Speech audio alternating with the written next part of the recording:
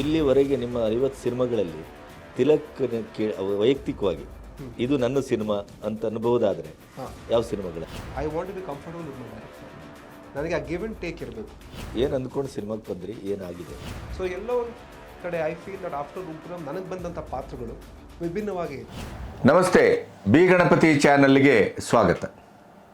ಗಂಡ ಹೆಂಡತಿಯ ಸಿನಿಮಾದ ಮೂಲಕ ಅತ್ಯಂತ ರೊಮ್ಯಾಂಟಿಕ್ ಆಗಿ ಕನ್ನಡ ಚಿತ್ರರಂಗಕ್ಕೆ ಪರಿಚಯಿಸಲ್ಪಟ್ಟಂಥ ಹೀರೋ ತಿಲಕ್. ತಿಲಕ್ ನಂತರದ ದಿನಗಳಲ್ಲಿ ಕೇವಲ ನಾನು ಚಾಕ್ಲೇಟ್ ಹೀರೋ ಅಥವಾ ರೊಮ್ಯಾಂಟಿಕ್ ಹೀರೋ ಅಷ್ಟೇ ಅಲ್ಲ, ನನ್ನೊಳಗೆ ಒಬ್ಬ ಅದ್ಭುತವಾದಂಥ ವಿಶೇಷವಾದಂಥ ಒಬ್ಬ ಕಲಾವಿದ ಇದ್ದಾನೆ ಅನ್ನೋದನ್ನು ತೋರಿಸ್ಕೊಟ್ಟ ಸಿನಿಮಾ ಮೀರಾ ಮಾಧವ ರಾಘವ ಮತ್ತು ಉಗ್ರಂ. ಅದರ ಜೊತೆಗೆ ನಿಮಗೆ ಸುಮಾರಷ್ಟು ಸಿನಿಮಾಗಳು ಸಿಗ್ತವೆ.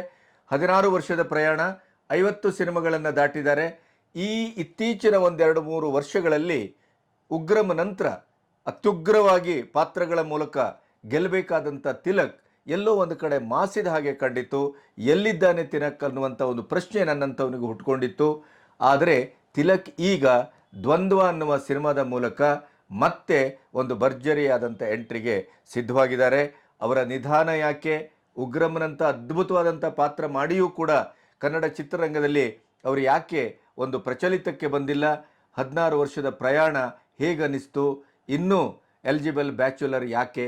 ಈ ಎಲ್ಲ ಪ್ರಶ್ನೆಗಳಿಗೆ ಅವರು ಅತ್ಯಂತ ಸಮರ್ಪಕವಾಗಿ ಉತ್ತರ ಕೊಟ್ಟಿದ್ದಾರೆ. ಬನ್ನಿ ಕೇಳೋಣ. ನಮಸ್ತೆ ಸರ್ ನಮಸ್ಕಾರ. ಹೇಗಿದ್ದೀರಿ? First class sir. ನೀವು? ಗಂಡ ಹೆಂಡತಿ ಕಾಲದಿಂದ ನೀವು ಒಟ್ಟಿಗೆ ಹೌದು. ನೋಡಿದ್ದೇನೆ.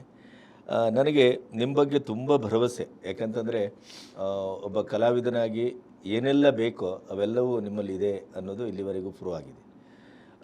ಬಟ್ ನನ್ನ ಮನಸ್ಸಲ್ಲಿ ಒಂದು ಭಾವನೆ ಇತ್ತು ಇತ್ತೀಚೆಗೆ, ಎಲ್ಲಿ ತಿಲಕ್ ಕಾಣ್ತಾ ಇಲ್ವಲ್ಲ ಅಂತ. ಅಂದರೆ ನೀವು ಸಿನಿಮಾ ಮಾಡ್ತಾ ಇಲ್ಲ ಅಂತ ಅರ್ಥ ಅಲ್ಲ, ಅಥವಾ ನೀವು ಮಾಡಿದ ಸಿನಿಮಾ ನಾನೆಲ್ಲೋ ಮಿಸ್ ಮಾಡ್ಕೊಂಡಿದ್ದೇನೆ ಅಂತ ಅದು ಇರ್ಬೋದು. ಹೇಗಿದೆ ಜರ್ನಿ, ಹೇಗಿದೆ ಸರ್? ತುಂಬಾ ಫ್ಯಾಸಿನೇಟಿಂಗ್ ಆಗಿದೆ. ಹೆಚ್ಚು ಕಮ್ಮಿ 50 ಸಿನಿಮಾ ದಾಟಿದ್ದೀರಿ ಅಲ್ವಾ? 10-16 ವರ್ಷದ ಜರ್ನಿ. ಹೌದು ಸರ್. ತುಂಬಾ ಎಂಜಾಯ್ ಮಾಡಿದ್ದೀನಿ ಜರ್ನಿನ, ಎಂಜಾಯ್ ಮಾಡ್ತಾ ಇದ್ದೀನಿ. ಏನಕ್ಕೆ ಕಾಣಿಸ್ಕೊಂಡಿಲ್ಲ ಅಂದರೆ 2 ವರ್ಷ ಯಾರೂ ಕಾಣಿಸ್ಕೊಂಡಿಲ್ಲ. ಅದಾದ ನಂತರ ಅಫ್ಕೋರ್ಸ್ ಎಲ್ಲರೂ ಚೇತರಿಸ್ಕೊಂಡು ಶೂಟಿಂಗ್ ಶುರು ಆಯಿತು. ಈಗ ಒಂದೊಂದಾಗೆ ಆಚೆ ಬರ್ತಾ ಇದೆ. ಈ ದ್ವಂದ್ವದ ಹಿಂದೆ ಯಾವ ಸಿನಿಮಾ ಬಂತು? ಸರ್ ಜೇಮ್ಸ್ ಬಂತು. ಜೇಮ್ಸ್ ನೋಡಿದೆ. ಅಪ್ಪು ಸರ್ ಜೊತೆ. ಹೌದು, ಅದು ನೋಡಿದೆ. ಸೊ ಒಂದೊಂದಾಗಿ ರಿಲೀಸ್ ಆಗ್ತಾ ಇದೆ. ಈಗ ಆಲ್ಮೋಸ್ಟ್ 3 ಸಿನಿಮಾ ಆನ್ ಫ್ಲೋರ್ಸ್ ಇದೆ. ಈಗ ಫ್ರೈಡೇ ದ್ವಂದ್ವ ರಿಲೀಸ್ ಆಗ್ತಾ ಇದೆ. So excited to talk to you about this project sir. ಹೌದು. ಏನು ಅಂದ್ಕೊಂಡು ಸಿನಿಮಾಗೆ ಬಂದ್ರಿ, ಏನಾಗಿದೆ? ಸರ್ ಏನು ಅಂದ್ಕೊಂಡು ಬಂದು ಅದಕ್ಕಿಂತ ಅದ್ಭುತವಾಗಿದೆ. ಒಬ್ಬ ಒಳ್ಳೆ ನಟನಾಗಬೇಕು ಅಂತ ಬಂದೆ ಸಿನಿಮಾ ಇಂಡಸ್ಟ್ರಿಗೆ. ಎಲ್ಲರೂ ನನ್ನ ತುಂಬ ಹೃದಯದಿಂದ ದೇ ಹ್ಯಾವ್ ಆಕ್ಸೆಪ್ಟೆಡ್ ಮೀ. ನೀವು ಹೇಳಿದಾಗ 50 ಸಿನಿಮಾ ಮಾಡಿದ್ದೆ ಅಂದರೆ ಇಟ್ಸ್ ನಾಟ್ ಅ ಜೋಕ್. ಹೌದು. It's been a long journey and I have love the journey sir. Through ತುಂಬ ಕಲಿತಾ ಇದ್ದೀನಿ. Some wonderful film makers, some wonderful films, and I could have asked for more. ಇಲ್ಲಿವರೆಗೆ ನಿಮ್ಮ 50 ಸಿನಿಮಾಗಳಲ್ಲಿ ತಿಲಕ್‌ನ ವೈಯಕ್ತಿಕವಾಗಿ ಇದು ನನ್ನ ಸಿನಿಮಾ ಅಂತ ಅನ್ಬಹುದಾದರೆ ಯಾವ ಸಿನಿಮಾಗಳನ್ನು? ಸರ್ ಪ್ರತಿಯೊಂದು ಸಿನಿಮಾನು, ನಾನು ಯಾವುದೇ ಸಿನಿಮಾಲಿ ಕೆಲಸ ಮಾಡಿದ್ರು ಅದು ನನ್ನ ಸಿನಿಮಾನೇ. ಅದು ಸಕ್ಸಸ್ ಆಗಿರ್ಬೋದು, ಫೇಲಿಯರ್ ಆಗಿರ್ಬೋದು, at the end of the day I am part of it. So ಎಲ್ಲ ಸಿನಿಮಾಗಳು ಅಭಿವ್ಯಕ್ತಿ ದೃಷ್ಟಿಯಿಂದ, ಪಾತ್ರದ ದೃಷ್ಟಿಯಿಂದ, ಸಕ್ಸಸ್ ರೇಷಿಯೋಯಿಂದ ನೀವು ಕೇಳ್ತಾ ಇದ್ರೆ ಎಸ್ ಅಫ್ಕೋರ್ಸ್ ನನ್ನ ಮೊದಲನೇ ಸಿನಿಮಾ ಒಂದು ದೊಡ್ಡ ಹಿಟ್ ಆಯಿತು, ಗಂಡ ಹೆಂಡತಿ. ಅದಾದಮೇಲೆ ನನ್ನ 2ನೇ cinema Meera Madhava Raghava, critically very acclaimed film, TN Seetharam sir direction cinema. ಅನ್ಸ್ಕೊಂತಾರೆ ನೀವು ಯಾಕೆ ಆ ಥರ ಮಾಡಿಲ್ಲ, ನೆಕ್ಸ್ಟು ಯಾಕೆ ಆಗಿಲ್ಲ ಅಂತ. ಬಟ್ ಅದೊಂಥರ ಬೆಂಚ್ ಮಾರ್ಕ್ ಸಿನಿಮಾ. ನಿಮ್ಗೆ ಉಗ್ರಮನಂಥ ಸಿನಿಮಾದಲ್ಲಿ ಅಂಥ ಅದ್ಭುತವಾದಂಥ ಪಾತ್ರ ಮಾಡಿದಿರಿ. ಪಾತ್ರ ಒಂದು, ಅದರ ಜೊತೆಗೆ ಆ ಪಾತ್ರಕ್ಕೆ ಅವ್ರದ್ದು ನಿಮ್ಮದೇ ಆದಂಥ ಒಂದು ಛಾಪನ್ನು ಮೂಡಿಸಿದ್ರಿ ನೀವು ಆ ಇಡೀ ಸಿನಿಮಾದಲ್ಲಿ. ಅದರ ನಂತರ ತಿಲಕ್ಕು ಯಾವುದೋ ರೇಂಜಿಗೆ ಹೋಗ್ತಾರೆ ಅಂತ ನಾವು ಭಾವಿಸಿದ್ದೆವು, ಮತ್ತು ಹೋಗಬೇಕಾಗಿತ್ತು. ಅದು ಯಾಕೆ ಸರ್? ಉಗ್ರಂ ನಾನು ಹೇಳಿದಾಗೆ it's a benchmark film. ಅದು ನಾವು ಎಕ್ಸ್ಪೆಕ್ಟ್ ಮಾಡಿರಲಿಲ್ಲ ಆ ಮಟ್ಟಕ್ಕೆ ರೀಚ್ ಆಗುತ್ತೆ ಅಂತ. So once it's a benchmark film, it's very difficult to ape that. ನಾವು ಅದನ್ನ ರೆಪ್ಲಿಕೇಟ್ ಮಾಡೋದು ಇದೆಲ್ಲ ತುಂಬಾ ಕಷ್ಟ. ರೆಪ್ಲಿಕೇಟ್ ಮಾಡಿದ್ರು ಅದಕ್ಕಿಂತ ಒಂದು ಸ್ಟೆಪ್ ಮೇಲೆ ಹೋಗಿ ಮಾಡಬೇಕು. ಅದಕ್ಕೆ ಕೆಳಗಡೆ ಮಾಡೋಕ್ಕಾಗಲ್ಲ. We can't be stagnant also. So ಎಲ್ಲೋ ಒಂದು ಕಡೆ I feel that after Ugramm ನನಗೆ ಬಂದಂಥ ಪಾತ್ರಗಳು ವಿಭಿನ್ನವಾಗೇ ಇತ್ತು. I did varieties of role. ನಾನು ಈ ಒಂದು ಏನು ಹೇಳ್ತಾರೆ, ಈ ಒಂದು ಸೆಗ್ಮೆಂಟ್ಗೆ ನಾನು ಮಾಡಬೇಕು, ನಾನು ಅಂಡರ್ವರ್ಲ್ಡ್ ಡಾನ್ ಆಗೇ ಇರಬೇಕು, ಇಲ್ಲ ವಿಲನ್ ಆಗೇ ಮಾಡಬೇಕು ಅಂತ ಹೋಗಿದ್ದರೆ ಬಹುಶಃ ನಾನು ನನ್ನಲ್ಲಿ ಇರೋವಂಥ ಒಂದು ಪ್ರತಿಭೆ ಏನಿದೆ I won't have been I won't have done justice to that. ಅದ್ರ ಬಗ್ಗೆ ಪಶ್ಚಾತ್ತಾಪ ಇಲ್ಲ ನಿಮಗೆ? ಖಂಡಿತ ಅಂದರೆ ನಾವು ಜರ್ನಲಿಸ್ಟ್ಗಳು ಭಾವಿಸಿದ್ರು, ಬಹುಶಃ ನಿಮ್ಮ ಅಭಿಮಾನದಿಂದ ನೋಡುವಂಥ ಹೊಸ ತಲೆಮಾರು ಅಂದ್ಕೊಂಡಿತ್ತು ಪ್ರಾಯಶಃ ಕನ್ನಡಕ್ಕೆ ಒಂದು ಯಂಗ್ ಆ್ಯಂಡ್ ಎನರ್ಜೆಟಿಕ್ ಭಾಳ ಸ್ಫೂರ್ತಿರೂಪಿಯಾದಂಥ ಒಬ್ಬ ಹುಡುಗ. ಈಗಲೂ ಹೆಂಗೆ ಎನರ್ಜೆಟಿಕ್ ಆಗಿದ್ದೀನಿ, ಇನ್ನೂ ಹಲವಾರು ಸಿನಿಮಾಗಳು ಮಾಡಬೇಕು. And of course the journey is been villain ಆಗಿ ಇದ್ದಿದ್ರೆ, ಆ್ಯಂಟಿ ಕ್ಯಾರೆಕ್ಟರ್ನೇ ಮಾಡಿದರೆ ಬಹುಶಃ ಅದೊಂದು ಇತಿಹಾಸ ಆಗ್ಬಿಡ್ತಿತ್ತೇನೋ. ಸರ್. ನನಗೆ ನಾನು ಇಂಡಸ್ಟ್ರಿಗೆ ಬಂದಾಗ ನಂದು ಉದ್ದೇಶ ಇದ್ದಿದ್ದು ಒಂದೇ, ನಾನು ನಟನಾಗಿ ಎಲ್ಲ ಥರದ ಪಾತ್ರಗಳನ್ನು ಮಾಡಬೇಕು. ಈಗ ಏನಾಗುತ್ತೆ ಅಂದರೆ ಅಫ್ಕೋರ್ಸ್ ಆ್ಯಸ್ ಅ ವ್ಯೂವರ್ ನೀವು ನೋಡಿದಾಗ ಒಂದು ವಿಲನ್ ಆಗಿ ಮಾಡಿದ್ರೆ ಚೆನ್ನಾಗಿರ್ಬೋದು ಅಂತ ಅನ್ಸುತ್ತೆ. ಅಫ್ಕೋರ್ಸ್ ಅಲ್ಲ, ನಿಮ್ಮ ಮಿತಿ ಅಂತ ನಾನು ಹೇಳ್ತಾ ಇಲ್ಲ ಅದನ್ನು. ಅದು ನಿಮ್ಮ ಬೌಂಡ್ರೀಸೇ ಅಲ್ಲ. ಹೌದು ಹೌದು. ನೀವು ಯಾವ ಪಾತ್ರ ಕೊಟ್ಟರು ಮಾಡ್ತೀರಿ ಅನ್ನೋದನ್ನು ಈ 50 ಸಿನಿಮಾಗಳಲ್ಲಿ ನೀವು ಅದನ್ನು ಪ್ರೂವ್ ಮಾಡಿದಿರಿ. ಗಂಡ ಹೆಂಡತಿ ಅಂತ ಒಂದು ರೀತಿಯಲ್ಲಿ ನಮ್ಮ ಸಮಾಜಕ್ಕೆ ಅದು ಪೂರ್ಣವಾಗಿ ಒಪ್ಪಿಕೊಳ್ಳಲಾರದ ಒಂದು ಸೆಗ್ಮೆಂಟಿನ ಸಿನಿಮಾ. ಆದರೆ ಆ ಸಿನಿಮಾ ಅದು ತುಂಬ ಚೆನ್ನಾಗೇ ಇತ್ತು, ಅದ್ರ ಬಗ್ಗೆ ಮಾತಿಲ್ಲ. ಅಂಥ ಸಿನಿಮಾದ ಫ್ಲೇವರಿಂದ ಬಂದು ನೀವು ಇಡೀ ಕುಟುಂಬದ ಒಬ್ಬ ಅಕ್ಸೆಪ್ಟೆಡ್ ಹೀರೋ ಆಗೋದು ಅಥವಾ ಪಾತ್ರವಾಗೋದಿದೆಯಲ್ಲ, ಅದು ನಿಮ್ಮ ತಾಕತ್ತದು. ನಂಗೆ ಅದ್ರ ಪ್ರಶ್ನೆ ಅಲ್ಲ. ನಮ್ಮಲ್ಲಿ ಸಿನಿಮಾದ ಇತಿಹಾಸದಲ್ಲಿ 100 ವರ್ಷದಲ್ಲಿ ಈಗ ಅಂಬರೀಷ್ ಪುರಿ ಅಂತವರು ಅಥವಾ ಇಂಥವರು, ನಮ್ಮಲ್ಲಿ ವಜ್ರಮುನಿ ಅಥವಾ ಈ ಥರದ್ದು ಒಂದೇ ಲೆವೆಲ್ಗೆ ಒಂದು ಪೀಕನ್ನು ಮುಟ್ತಾ ಇದ್ರು ಆ್ಯಂಟಿ ಹೀರೋಗಳಲ್ಲಿ ಅಥವಾ ಆ್ಯಂಟಿ ಪಾತ್ರಗಳಲ್ಲಿ, ನಕ್ಕಳ ನಾಯಕನ ಪಾತ್ರದಲ್ಲಿ. ಆ ತಾಕತ್ತು ಎಲ್ಲೋ ಒಂದು ಕಡೆ ಹೊಸ ತಲೆಮಾರಿಗೆ ನೀವು ಎಲ್ಲರಿಗೂ ಸೂಟ್ ಆಗುವ ರೀತಿಯಲ್ಲಿ ಇದ್ರಲ್ಲ, ಅದನ್ನು ಆ ಟ್ರ್ಯಾಕ್ ಬದಲಾಯಿಸಿದ್ರಿಂದ ನಿಮಗೆ ಏನು ಅಂತ ಅದು ನನ್ನ ಪ್ರಶ್ನೆ. ಸರ್, ನೀವು ಹೇಳಿದಾಗಲೇ ಈಗಿನ ಒಂದು ಆಡಿಯನ್ಸ್ ಇದ್ದಾರಲ್ವ, they used to world cinema. ಈಗ ನೀವು ಹೇಳಿದ ಹೆಸರಲ್ಲ, they are been stalwarts of Indian cinema. ಆಗ ಒಂದು ಸೆಟ್ ಏನಂತಾರೆ ಟೆಂಪ್ಲೇಟ್ ಇತ್ತು ಸಿನಿಮಾ ಅಂದರೆ. Okay, this was a template ಅಂತ ಹೀಗೆ ಅಂತ ಒಂದು ಟ್ರೆಡಿಷನಲ್ ಚೌಕಟ್ಟಲ್ಲಿ ಇತ್ತು ಸಿನಿಮಾ. ಈಗೇನಾಗಿದೆ ಅಂದರೆ ಇಟ್ಸ್ ಬಿಕಮ್ ವಾಸ್ಟ್. ಈಗ ಜನ ನೀವು ಹೊಸತನ ಕೇಳ್ತಾರೆ. ಹೊಸತನ ಯಾವಾಗ ಬರುತ್ತೆ ಅಂದರೆ ನಾವು ಹೊಸದಾಗಿರೋ ಟ್ರೈ ಮಾಡಿದಾಗ ಸತ್ಯ ಅದು. ಸೊ ಹಂಗಾಗಿ ಆ ಟೆಂಪ್ಲೇಟ್ನ ಆಲ್ರೆಡಿ ಜನನೇ ಬ್ರೇಕ್ ಮಾಡಿಬಿಟ್ಟಿದ್ದಾರೆ. ಕರೆಕ್ಟ್. ಸೊ ಅದನ್ನು ನಾವು ಮತ್ತೆ ಅದನ್ನೇ ಫಾಲೋ ಮಾಡಬೇಕಂದ್ರೆ ಜನ ನೋಡೋದು ಇಲ್ಲ. ನಮಗೂ ಅದು ಇವಾಗ ಹೇಳ್ತೀವಲ್ಲ, the life has to be upgraded all the time. ಈಗ ನಾವು ಸ್ಮಾರ್ಟ್ಫೋನ್ದಾಗ ಬಂದಿದ್ದೀವಿ, ಮುಂಚೆ ಲ್ಯಾಂಡ್ಲೈನ್ ಇತ್ತು. ಅದೇ ಥರ ಜನ ನೋಡುವಂಥ ಒಂದು ಇದೆಯಲ್ಲ. ಮತ್ತು ಈಗಿನ ಗ್ಲೋಬಲೈಸೇಷನ್ನಲ್ಲಿ ಕೇವಲ ಗ್ಲೋಬಲೈಸೇಷನ್ ಸೋಷಿಯಲಿ ಅಥವಾ ಇದು ವರ್ಚುವಲಿ ಅಲ್ಲ, ಅದು ಸಿನಿಮಾದ ಒಳಗಡೆ ಕಲೆ, ಸಾಹಿತ್ಯ, ಸಂಗೀತ ಎಲ್ಲದಕ್ಕೂ ಅನ್ವಯಿಸ್ತದೆ, ಎಲ್ಲದಕ್ಕೂ ಅಪ್ಗ್ರೇಡ್ ಆಗಿದೆ. ಸೊ ಹಂಗಾಗಿ I felt as an actor ನನಗೇನು ಬರ್ತಾ ಇದೆ. ಇವಾಗ ರೈಟರ್ಸು ಅಷ್ಟೇ, ಅವ್ರು ಬರಿಬೇಕಾದ್ರೇ ಒಂದು ಥಾಟ್ ಪ್ರೊಸೆಸ್ಸಲ್ಲಿ ಬರೀತಾರೆ, ಈತ ಮಾಡಿದ್ರೆ ಹೆಂಗಿರುತ್ತೆ ಈ character. So I was very lucky that ನನಗೆ ಬೇರೆ ಬೇರೆ ರೀತಿಯಾದಂಥ ರೈಟರ್ಸ್ ಆಗಿರಲಿ, ಡೈರೆಕ್ಟರ್ಸ್ ಆಗಿರಲಿ, ಪಾತ್ರಗಳಾಗಿರಲಿ ಸಿಕ್ಕಿದ್ದು. I think I am very very lucky. ಯಾಕಂದರೆ ಎಲ್ಲರಿಗೂ ಸಿಗಲ್ಲ ಅದು. ಟು ಎಕ್ಸ್ಪ್ಲೋರ್ ಇದೆಯಲ್ಲ, ಟೈಪ್ ಕಾಸ್ಟ್ ಎಲ್ಲರೂ ಆಗ್ಬೋದು ಈಸಿಯಾಗಿ. ಈತನ್ನ ಈ ಥರ ತೋರಿಸಿದ್ರೆ ಚೆನ್ನಾಗಿರುತ್ತೆ ಅಂತ ಒಂದು ಟೈಪ್ ಕಾಸ್ಟ್ ಮಾಡಿಬಿಡ್ತಾರೆ ನಾರ್ಮಲಾಗಿ. But somewhere I felt I was lucky enough to break the trend and to different roles in my career. So ನಿಮಗೆ ಇಲ್ಲಿವರೆಗಿನ ಜರ್ನಿಯಲ್ಲಿ ನಿಮ್ಮನ್ನು ಕತೆ ಹೇಳಲಿಕ್ಕೆ ಬರ್ತಾರಲ್ಲ, ಆ ಕತೆ ಹೇಳಿದಾಗ ನಿಮಗೆ ಎಲ್ಲೋ ಒಂದು ಕಡೆ ಏನೋ ಒಂದು ಪಾತ್ರದ ಬಗ್ಗೆ ನಿಮಗೊಂದು ಆಸಕ್ತಿ ಮೂಡ್ತದೆ. ಈ ಪಾತ್ರ ಎಲ್ಲೋ ಬೇರೆ ಥರ ಇದೆ, ಗಟ್ಟಿಯಾಗಿದೆ, ಇದನ್ನು ಎಕ್ಸ್ಪ್ಲೋರ್ ಮಾಡ್ಬೋದು ಅಂತ. ಅದೇ ರೀತಿ ಸೆಟ್ಟಲ್ಲೂ ಇರುತ್ತೆ ಅದು. ಆ ಥರದ್ದು ಏನಾದರೂ ಜರ್ಕ್ ಹೊಡೆದಿದೆಯಾ ನಿಮಗೆ? ಇಲ್ಲ ಸರ್. ಏನಾಗುತ್ತೆ ಅಂದರೆ ನಾನು ಫಸ್ಟ್ ಆ್ಯಂಡ್ ಫಾರ್ಮೋಸ್ಟ್ ನಾನು ಯಾವುದೇ ಸಿನಿಮಾ ಒಪ್ಕೊಂಡ್ರು I want to be comfortable with my director. ನನಗೆ ಆ ಗಿವ್ ಆ್ಯಂಡ್ ಟೇಕ್ ಇರಬೇಕು. ಯಾಕಂದರೆ ವಿಜುವಲ್ ಮೀಡಿಯಮ್ ಇದು. ಕೆಲವು ಟೈಮು ನೀವು ಹೇಳಿದ್ದು ಕರೆಕ್ಟ್ ಆಗ್ಬೋದು, ಕೆಲವು ಟೈಮ್ ನಾನು ಹೇಳಿದ್ದು ಕರೆಕ್ಟ್ ಆಗ್ಬೋದು. ಸೊ ಆ ಗಿವ್ ಆ್ಯಂಡ್ ಟೇಕ್ ಇದ್ದಾಗ ನಮಗೆ it's a beautiful journey actually. ನಾವು ಸೆಟ್ಟಿಗೆ ಹೋದಾಗ ನಾವು ಅಂದ್ಕೊಂಡಿರ್ತೀವಿ ಈ ಸೀನ್ ಹಿಂಗೆ ಮಾಡಬೇಕು ಅಂತ. ಬಟ್ ಅಲ್ಲಿ ಹೋದಾಗ ಲೊಕೇಶನ್ನು, ಆ ಆ್ಯಂಬಿಯನ್ಸು, ಫೆಲೋ ಕೋಸ್ಟಾರ್ಸು, ಆ ಡೈಲಾಗ್ಸ್ ಆಗಿರಲಿ, ಎಲ್ಲೋ ಒಂದು ಕಡೆ ಅದು ಇನ್ನೂ ಇಂಪ್ರೂವ್ ಆಗ್ತಾನೆ ಹೋಗುತ್ತೆ. ನಿಮ್ಮ ಮೈಂಡ್ ಸೆಟ್ ಏನು ಇಟ್ಕೊಂಡಿರ್ತೀರೋ ಪ್ರೀವಿಯಸ್ ನೈಟ್ ನೀವು ಈ ಸೀನ್ ಮಾಡೋಕ್ಕೆ ಹೋಗ್ತಾ ಇದ್ದೀರ ಅಂದಾಗ, when you get to the location it changes for the better. And ಹಾಗಾಗಿ ನಿಮಗೆ whatever the output you see it's a best output. So ನಮಗೆ ಎಲ್ಲೋ ಒಂದು ಕಡೆ ಜರ್ಕಂತೂ ಎಲ್ಲೂ ಹೊಡೆದಿಲ್ಲ. ಇನ್ಫ್ಯಾಕ್ಟ್ ತುಂಬ ಖುಷಿ ಕೊಡುತ್ತೆ ಆ ಸೀನ್ ಆದಮೇಲೆ ನಾವೇನೋ ಅಂದ್ಕೊಂಡಿದ್ವಲ್ಲಪ್ಪ ಇದು ಇನ್ನೂ ಚೆನ್ನಾಗಿ ಆಯಿತು ಅಂತ. ಆ ಒಂದು ಸ್ಯಾಟಿಸ್ಫ್ಯಾಕ್ಷನ್ ಇದ್ದೇ ಇರುತ್ತೆ. ಹೊಸ ತಲೆಮಾರಿನ ಸಿನಿಮಾ, ಈಗ ಭರತ್ ಹೊಸ ಹುಡುಗ, ಅವರು ಸಾಫ್ಟ್ವೇರ್ ಇಂಜಿನಿಯರ್ ಕಾಣುತ್ತೆ ಅಥವಾ ಬೇರೆ ಎಲ್ಲೋ ಕೆಲಸ ಮಾಡ್ತಾ ಇದ್ದಾರೆ ಬ್ಯಾಂಕಲ್ಲಿ, ಅದು HDFC ಬ್ಯಾಂಕಲ್ಲಿ. ಆದರೆ ನಾನು ಹೇಳೋದು ಆ ಬ್ಯಾಂಕ್ ಎಂಪ್ಲಾಯ್ ಆದಂಥ ಒಬ್ಬ ಹುಡುಗ ಈ ಫ್ಯಾಷನ್ ಇಟ್ಕೊಂಡು ಸಿನಿಮಾಕ್ಕೆ ಬಂದಾಗ ಅವರು most modern and most upgraded ಆಗಿರ್ತಾನೆ ಅಂತ ನಾನು ಭಾವಿಸ್ತೇನೆ. ಹೇಳಿದ್ನಲ್ಲ, ಟುಡೇಸ್ ಜನರೇಷನ್ ಆಗಿರಲಿ, ಇವತ್ತು ಪ್ರೇಕ್ಷಕರಾಗಿರಲಿ ತುಂಬಾ ಅಪ್ಗ್ರೇಡ್ ಆಗಿದ್ದಾರೆ because of world cinema, because of OTT platform. ನೀವು ಮನೇಲಿ ಕೂತ್ಕೊಂಡು ರಿಮೋಟ್ ಇದ್ದರೆ ನೀವು ಇಡೀ ಜಗತ್ತನ್ನೇ ನೋಡ್ಬೋದು. ಸೊ ಹಾಗಾಗಿ ಭರತ್ ಅವ್ರು ನಾನು ಬಂದು ಅಪ್ರೋಚ್ ಮಾಡಿದಾಗ ಫಸ್ಟ್ ಆಫ್ ಆಲ್ ಅವ್ರು ಫಸ್ಟ್ ಸಿನಿಮಾ ಮಾಡ್ತಾ ಇದ್ದಾರೆ, ಏನೋ ಒಂದು ಕತೆ ಮಾಡ್ಕೊಂಡು ಬಂದಿರ್ತಾರೆ. ಯಾಕಂದರೆ of course new generation bound script ಎಲ್ಲ ಇತ್ತಾ? ಎಲ್ಲ ಬ್ರೌನ್ ಸ್ಕ್ರಿಪ್ಟ್ ಮಾಡ್ಕೊಂಡೇ ಬಂದಿದ್ರು ಅವರು.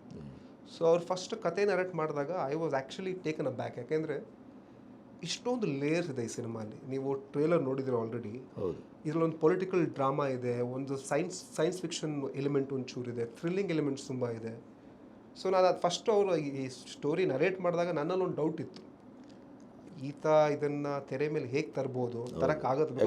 ಫಸ್ಟ್ ಅಟೆಂಪ್ಟ್ ಹೊಸಬ ಬೇರೆ. ಹಾಂ, ಹೊಸಬ ಬೇರೆ ಆ್ಯಂಡ್ ತುಂಬಾ ಕಾಂಪ್ಲಿಕೇಟೆಡ್ ಆಗಿರೋಂಥ ಕತೆಗೆ ಕೈ ಹಾಕಿದ್ದಾರೆ. ಮತ್ತೆಲ್ಲೂ ಯಾವುದೇ ನಿರ್ದೇಶಕರ ಕೈಯಲ್ಲಿ ಕೆಲಸ ಮಾಡಿದ್ದ ಅದು ಇಲ್ಲ. ಸೊ ಹಾಗಾಗಿ ಒಂಚೂರು ನನಗೆ ಐ ವಾಸ್ ಲಿಟಲ್ ಅಪ್ರಿಹೆನ್ಸಿವ್ ಅಂತ ಹೇಳ್ತಾರಲ್ಲ ಹಂಗಿದ್ದೆ. ಬಟ್ ನನಗೆ ಅವರಲ್ಲಿ ಏನು ಇಷ್ಟ ಆಯಿತು ಅಂದರೆ ಹ್ಯಾಡ್ ಸೆಲ್ಫ್ ಬಿಲೀಫ್. ಪ್ರತಿಯೊಬ್ಬ ವ್ಯಕ್ತಿಗೂ ಆ ಕಾನ್ಫಿಡೆನ್ಸ್ ಬೇಕು, ನಾನು ಇದು ಮಾಡಬಲ್ಲೆ ಅನ್ನೋ ಕಾನ್ಫಿಡೆನ್ಸ್ ಅವರಲ್ಲಿತ್ತು. ಆ್ಯಂಡ್ ನಾನು ಶೂಟಿಂಗ್ ಹೋದಾಗ ಒಂದು first 2 days it took him time, ಯಾಕಂದರೆ ಹೊಸ field. Then after 3rd 4th day he got the hang of it. ಇವತ್ತು ನಾನು ಒಬ್ಬ ಪ್ರೇಕ್ಷಕನಾಗಿ ಸಿನಿಮಾ ನೋಡಿದ್ದೀನಿ, ಶುಕ್ರವಾರ ನೀವು ನೋಡ್ತೀರಾ. ನನಗಂತೂ ತುಂಬಾ ಸ್ಯಾಟಿಸ್ಫ್ಯಾಕ್ಟ್ರಿ ಆಗಿದೆ ಸಿನಿಮಾಲಿ. I think it's one of path breaking cinema in our industry. ಯಾಕೆಂದರೆ ಹಲವಾರು ಕತೆಗಳು ಬಂದಿದೆ, ನಾವು ನೋಡಿದ್ದೀವಿ, ಆ್ಯಕ್ಷನ್ ನೋಡಿದ್ದೀವಿ, ರೊಮ್ಯಾನ್ಸ್ ನೋಡಿದ್ದೀವಿ, ಎಲ್ಲ ರೀತಿ ನೋಡಿದ್ದೀವಿ. ಬಟ್ ಇದೆಲ್ಲ ಬಿಟ್ಟು ರೊಮ್ಯಾನ್ಸ್ ನೀವು ನೋಡಿದಷ್ಟು ಬೇರೆ ಯಾರು ನೋಡಿಲ್ಲ. ಅದ್ರ peak that is all in the past, it's a journey again. So ಹಾಗಾಗಿ ಈ ಸಿನಿಮಾಲಿ ರೊಮ್ಯಾನ್ಸ್ ಇಲ್ಲ, ಅದು ಹೇಳೋಕ್ಕೆ ಇಷ್ಟಪಡ್ತೀನಿ. ರೊಮ್ಯಾನ್ಸ್ ಬಿಟ್ಟು ಬೇರೆ ಎಲ್ಲ ಇದೆ ಈ ಕಥೆಯಲ್ಲಿ. ಒಂದು edge of the seat thriller ಅಂತ ಹೇಳೋಕ್ಕೆ ಇಷ್ಟಪಡ್ತೀನಿ ಸರ್. ಈ ಸಿನಿಮಾದ ಒಂದು ಬೆಸ್ಟ್ ಪಾರ್ಟ್ ಅಂತಂದ್ರೆ ಏನು ಸರ್? ನನಗೆ ಓವರಾಲ್ ಸಿನಿಮಾ ನಾನು ಆ್ಯಕ್ಚುಲಿ ಆ್ಯಸ್ ಅ ವ್ಯೂವರ್ ಆಗಿ ನೋಡಿದ್ದೀನಿ. ನನಗೆ ಸಿನಿಮಾದಲ್ಲಿ ಪ್ರೀ ಕ್ಲೈಮ್ಯಾಕ್ಸ್ ಒಂದು ಪೋರ್ಷನ್ ಬರುತ್ತೆ ಸರ್, ಅದು ನಾನು ಜಾಸ್ತಿ ಎಲಾಬ್ರೇಟ್ ಆಗಿ ಹೇಳೋಕ್ಕಾಗಲ್ಲ, ಬೇಕಾಗಿಲ್ಲ. So that is one of my highlights of the film ಅಂತ ಹೇಳೋಕ್ಕೆ ಇಷ್ಟಪಡ್ತೀನಿ. ಈ ಸಿನಿಮಾದಲ್ಲಿ ಒಂದು ಪೊಲಿಟಿಕಲ್ ಸೆಟೈರ್ ಇದೆ, ಒಂದು ಸೈನ್ಸ್ ಫಿಕ್ಷನ್ ಇದೆ, ಆಮೇಲೆ ಸ್ವಲ್ಪ ಸಸ್ಪೆನ್ಸ್ ಥ್ರಿಲ್ಲರು, ಈ ಥರದ್ದೆಲ್ಲ ಇದೆಯಲ್ಲ. ಇದು ಇಡೀದಾಗಿ ಈ ಕಾಂಪ್ಲಿಕೇಟೆಡ್ ಒಂದು ಸಬ್ಜೆಕ್ಟನ್ನು ಅಥವಾ ವರ್ತಮಾನಕ್ಕೆ ಒಂದು ಇಡೀದಾಗಿ ಗ್ಲೋಬಲಿ ಒಪ್ಕೊಳ್ಬಹುದಾದಂಥ ಒಂದು ಸಬ್ಜೆಕ್ಟನ್ನು ಅವ್ರು ಹ್ಯಾಂಡಲ್ ಮಾಡಿದ್ದು. ಮತ್ತು ದೊಡ್ಡ ದೊಡ್ಡ ಪಾತ್ರಧಾರಿಗಳಿದ್ದಾರೆ ಇದರಲ್ಲಿ. ಹೌದು. ಟ್ರೈಲರು ತುಂಬ ಬೇರೆ ಬೇರೆ ಏನೇನೋ ಹೇಳುತ್ತೆ ಇದು. ಹೌದು. ಒಟ್ಟು ಸಿನಿಮಾ ಒಂದು ಕನ್ನಡದ ಪ್ರೇಕ್ಷಕನಿಗೆ ಯಾವ ರೀತಿ ಮುಟ್ಬೋದು ಅದು? ಸರ್, ನಮ್ಮ ಪ್ರತಿಯೊಂದು ಸಿನಿಮಾ ನಾವು ಮಾಡಿದಾಗ್ಲೂ ಫಸ್ಟು ಉದ್ದೇಶ ಬಂದು ಜನಕ್ಕೆ ಎಂಟರ್ಟೈನ್ಮೆಂಟ್ ಕೊಡೋದು. ಅವರು 1-3/4 ಗಂಟೆ 2 ಗಂಟೆ ಏನು ಸಿನಿಮಾ ಥಿಯೇಟ್ರಿಗೆ ಬರ್ತಾರೆ, ಅವರ ಟೈಮಿಗೆ ಮೋಸ ಆಗಬಾರ್ದು. ಅದಕ್ಕಿಂತ ಹೆಚ್ಚಾಗಿ ನಾವೇನು ಹೇಳೋಕ್ಕೆ ಹೊಟ್ಟಿದ್ದೀವಿ ಅದನ್ನು ಒಂದು ಎಂಟರ್ಟೈನ್ಮೆಂಟ್ ಮೂಲಕನೇ ಹೇಳಬೇಕು. ನಾವಿಲ್ಲಿ ಯಾವುದನ್ನು ಪ್ರೀಚ್ ಮಾಡ್ತಾ ಇಲ್ಲ, ನಾವು ಯಾವುದನ್ನು ಇದು ಈ ಥರನೇ ಇರಬೇಕು, ಇಲ್ಲ ಲೈಫ್ ಅಂದರೆ ಹಿಂಗಿರಬೇಕು. We are not preaching anything in this film. Basically ಆಡಿಯನ್ಸ್ನ ಎಂಗೇಜ್ ಮಾಡೋಕ್ಕೆ ಏನೆಲ್ಲ ಅಂಶಗಳು ಬೇಕೋ in a different way, be it political, be it sci-fi, be it thrilling elements, ಎಲ್ಲ ಒಂದು ಸೇರಿ ಎಲ್ಲ ಒಂದು amalgamation of the best we could do. ಅದನ್ನು ತೊಗೊಂಬಂದು 1-1.25 ಗಂಟೆ ಸಿನಿಮಾನ ಕೂರಿಸಿದ್ದೀವಿ. ಪ್ರೇಕ್ಷಕರು ನೋಡಬೇಕು, ನೋಡಿದ ಮೇಲೆ ಅವ್ರಿಗೆ ಗೊತ್ತಾಗುತ್ತೆ. ಯಾಕಂದರೆ as I told you, it's all about entertaining them. ನೀವು ಪ್ರೇಕ್ಷಕನ ಕೂರಿಸಿದ ಸಿನಿಮಾ ಹಾಲಲ್ಲಿ ಅದೇ ನಿಮ್ಮ ಗೆಲುವು. ಸೊ ಆ ಒಂದು ಪ್ರಯತ್ನನ ನಾವು I think we have achieved what we wanted to. ಈಗ ಫ್ರೈಡೇ ಒಂದು ಸಿನಿಮಾ ರಿಲೀಸ್ ಆದಮೇಲೆ ವಿ ಹ್ಯಾವ್ ಟು ಸಿ. ಈ ಥರದ ಸಿನಿಮಾ ಬರೋದಕ್ಕೆ ಈಗ ಕಾಲ ಸರಿಯಾಗಿದೆ ಅಂತ ಅನಿಸ್ತದೆ ನಿಮಗೆ? ಖಂಡಿತ sir. I think it ಕುಂಟ್ have been better times. ಯಾಕಂದರೆ ಅದು ಎಕ್ಸ್ಪೋಜರ್ ನೀವೇ ನೋಡ್ತಾ ಇದ್ದೀರಿ ಇವಾಗ ಯಾವ ರೀತಿ, ಯಾವ ಪೇಸಲ್ಲಿ ಹೋಗ್ತಾ ಇದೆ ಎಲ್ಲ ಕಡೆ ಅಂತ. ಸೊ ಎಲ್ಲೋ ಒಂದು ಕಡೆ ನಮ್ಮ ಕನ್ನಡ ಇಂಡಸ್ಟ್ರಿ ಕೂಡ ಈಗ ಒಂದು ದೊಡ್ಡ ಮಟ್ಟಕ್ಕೆ ಹೆಸರು ಮಾಡಿದೆ. ಬೇರೆ ಇಂಡಸ್ಟ್ರಿಯವರು ನಮ್ಮ ಸಿನಿಮಾಗಳು ನೋಡ್ತಾ ಇದ್ದಾರೆ, ಮೆಚ್ಕೊತಾ ಇದ್ದಾರೆ.